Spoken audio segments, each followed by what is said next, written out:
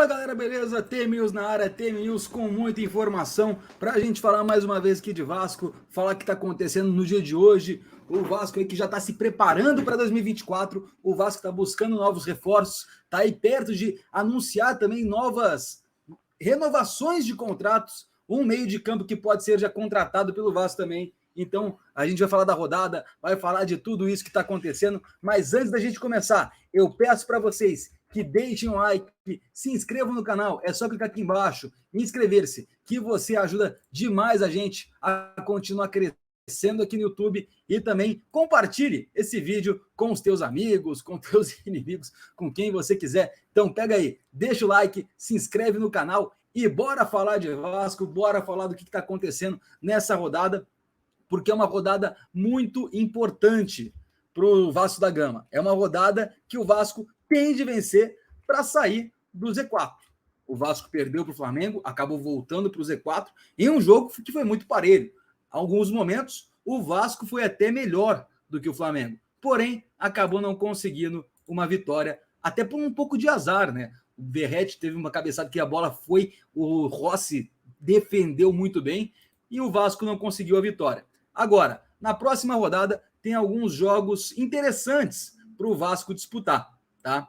O Vasco vai enfrentar o time do Internacional, um jogo direto, um confronto direto, onde se o Vasco ganha, fica apenas 2 pontos do Inter. Ainda tem Fluminense e Goiás, um jogo muito importante para o Vasco, já que o Goiás está 1 ponto à frente do Vasco. E os dois ainda disputarão um jogo entre si, daqui a 2 rodadas. Vasco e Internacional, Vasco e Cuiabá, e depois Vasco e Goiás irão se enfrentar. Outro jogo que é muito importante é Santos e Coritiba. O Santos, aí, depois de uma goleada histórica, junto com uma goleada para o Corinthians em 2005, essa goleada que o Santos sofreu para o Internacional de 7-1 é a maior goleada que o Santos já levou na história do Campeonato Brasileiro, então também complica um pouco o time santista. Mais um jogo importante é Cruzeiro e Bahia, o Cruzeiro que vem jogando um péssimo futebol e enfrenta o Bahia. O melhor resultado aqui para o Vasco seria um empate. Aqui, em Santos e Coritiba, o Coritiba é um time que dá trabalho, mas é muito ruim fora de casa. Acredito que vai sair com a vitória o Santos. Fluminense e Goiás, creio que deu um empate. E o Cruzeiro, apesar de ter uma história no futebol brasileiro, ser tetracampeão brasileiro, ainda assim o Cruzeiro está jogando um futebol muito ruim. Então, há grandes chances de dar um empate ou até uma vitória do Bahia. E aqui também temos o Cuiabá e o Corinthians, o Cuiabá que vem de um empate até amargo, porque vinha vencendo, e o Corinthians que também vem de um empate muito amargo, uma vez que o Corinthians estava vencendo de 3-0 Fluminense e acabou levando um empate. Creio que o Cuiabá irá vencer esse jogo para já começar a pensar afora da zona do rebaixamento e chegar ali aos 40 pontos, faltando assim 5 pontos para o Cuiabá se livrar. Ainda teremos jogos de Palmeiras e São Paulo, acredito que o Palmeiras vence esse jogo. Red Bull Bragantino e Atlético Mineiro, creio que dará um empate. Grêmio e Flamengo, vou botar a vitória na conta do Flamengo. Fortaleza e Botafogo, acredito que vai dar Botafogo, até porque o Botafogo vai estar pensando no Brasileirão e o Fortaleza pensando na Copa Sul-Americana. Atlético e América Mineiro vai dar CAP e Vasco Internacional, o jogo que a gente tem que falar sobre. O Vasco vem com moral, apesar da derrota para o Flamengo, o Vasco está muito otimista com o resultado, não, mas com a atuação do time. O Vasco está jogando muito bem, brigou de igual para igual contra o Flamengo e acabou não vencendo por detalhe. O gol que o Zé Gabriel perdeu, o lance que o Peck poderia ter tocado para o Paulinho fazer o gol, a cabeçada do Verratti que não entrou. Então foram detalhes e clássico é decidido no detalhe. São detalhes que acabaram interferindo na partida e, culminantemente, deixando o Vasco com menos 3 pontos na tabela, porque poderia ter vencido e, se vencesse, iria sim estar um pouco melhor na competição.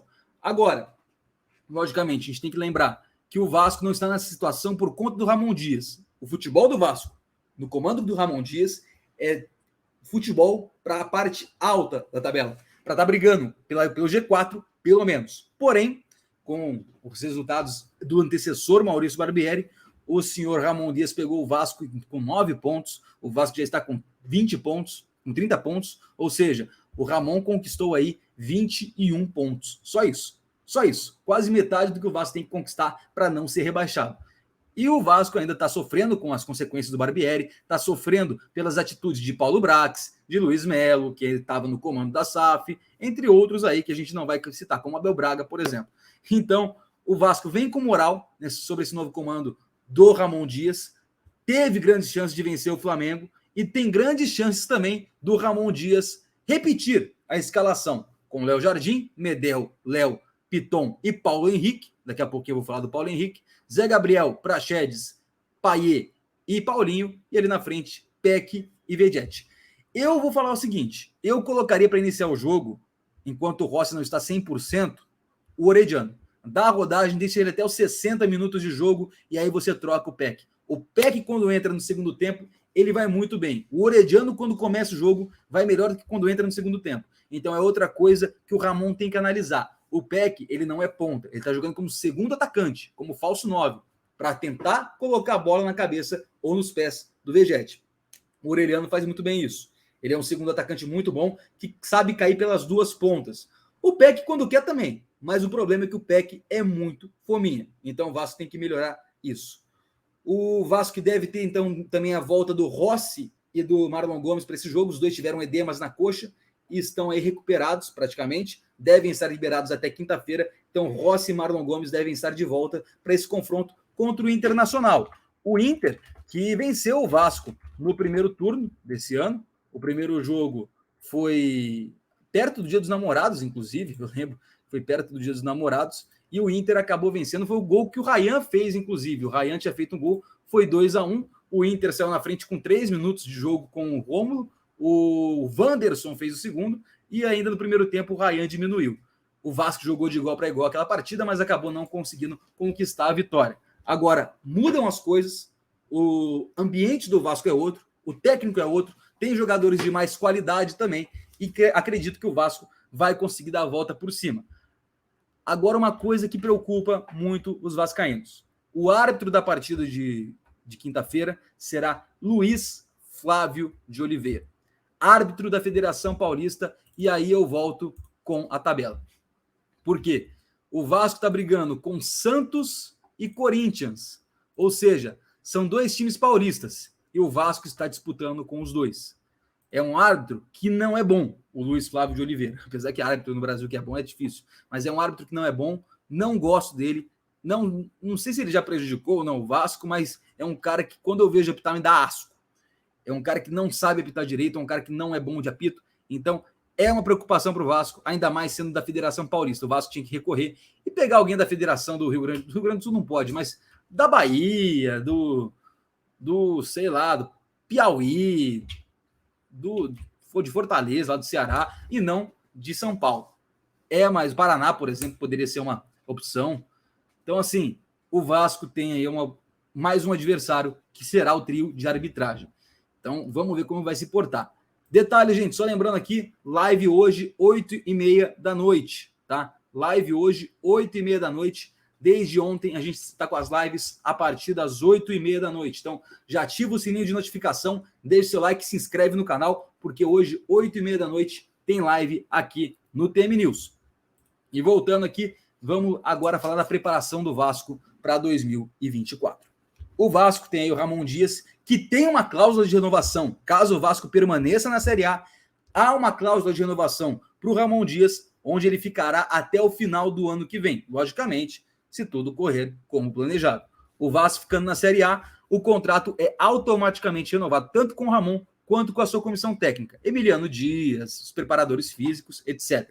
O Vasco também, a pedido do Ramon, inclusive, já iniciou a renovação do Zé Gabriel. O Zé Gabriel, que está há 2 anos no Vasco, esse ano conseguiu encontrar o seu futebol dentro do clube, e agora o Vasco começa uma renovação com o jogador. É um jogador muito importante hoje para o clube, é um jogador que está tendo uma importância gigantesca para o Vasco. Então, esse é o ponto. É um cara que o Vasco quer no ano que vem, o Ramon Dias gosta muito dele, deu essa rotatividade para ele. Então, o Zé Gabriel já está em processo de renovação. Assim como o Praxedes pode ser comprado por um valor milionário junto ao Bragantino. O Praxedes que ganhou corpo no Vasco, o Praxedes que se encontrou dentro do Vasco, é um cara que está também sendo muito pretendido pelo Ramon Dias. E caso o Vasco continue na Série A, o que eu acho que é bem provável, aí o o Praxedes será comprado pelo Vasco, assim como Paulo Henrique, que tomou conta da posição lateral direita, é o principal lateral hoje do Vasco, tirou o Robson Bambu, tirou o Puma, que não vem jogando bem nessa segunda metade de temporada, e o Paulo Henrique, defensivamente, principalmente, vem dando bons frutos e deixando o Vasco mais estabilizado. Então ali, Zé Gabriel, preparação já para 2024. Zé Gabriel, Praxedes devem ser aí renovados e comprados, e o Paulo Henrique também deve ser comprado junto ao Atlético Mineiro para o ano de 2024. E para a gente encerrar aqui, vamos mostrar a tabela. E a minha posição, eu acho que o Vasco vence o Internacional. Até acho que vence com uma tranquilidade, logicamente, sem interferência da arbitragem. Acho que vence por 2-0. O Vasco deve chegar aí à 15ª posição. Lembrando, hoje, a 13ª posição está levando para a Copa Sul-Americana. Isso porque o São Paulo, 11º colocado, é aí o campeão da Copa do Brasil, que já está com vaga para a Libertadores, competição internacional, diretamente. Então, abre uma vaga para a 13ª posição. Caso o Fortaleza vença a Copa Sul-Americana, a 14ª vaga também entra. Então, até o Cruzeiro iria. E caso aí, por exemplo, o Fluminense vença também a Copa Libertadores, abriria a vaga para a 15ª vaga. Então, tem mais um jogo dificílimo, Vasco. Depois vai pegar o Goiás, tá? Vai pegar o Goiás. Um jogo que eu acho que o Vasco vence, tá? O Corinthians pega o Santos, eu acho que o Corinthians vence o Santos. O Cruzeiro pega o Fortaleza, eu acho que dá Fortaleza aqui. América e Grêmio vai dar América, vai dar Grêmio. Atlético e São Paulo, vou colocar um empate. Atlético e Fluminense deve dar Fluminense. Botafogo e Cuiabá deve dar Botafogo. Inter e Curitiba, aí sim acho que o Inter vence. Palmeiras deve vencer o Bahia e o Flamengo venceu o Bragantino. Então, nas duas próximas rodadas, há uma boa porcentagem de chance do Vasco já estar ali em 13º colocado. Ser o 13º colocado. É uma grande chance isso. Eu acho que o Vasco não cai. Acho que o Vasco consegue, sim, se livrar da zona do rebaixamento. E a preparação para 2024 começou antes, o que é muito importante, porque não dá para fazer tudo às pressas, como foi feito esse ano. O projeto é bom. O projeto tem futuro, mas tem que ser feito da maneira correta. Bom, galera, eu vou ficando por aqui. Lembrando, de novo, hoje, 8h30 da noite, tem live. Tem live, 8h30 da noite hoje. Então, por isso que eu falo, se inscreva no canal. Só clicar aqui embaixo, inscrever-se. Ative o sininho de notificação e siga as nossas redes sociais, @ThiagoMoca_, lá no Instagram. Grande abraço, galera. Eu vou ficando por aqui. Deixe seu like, se inscreve no canal. E hoje, 8h30, estamos de volta com mais um Termine News. Até lá.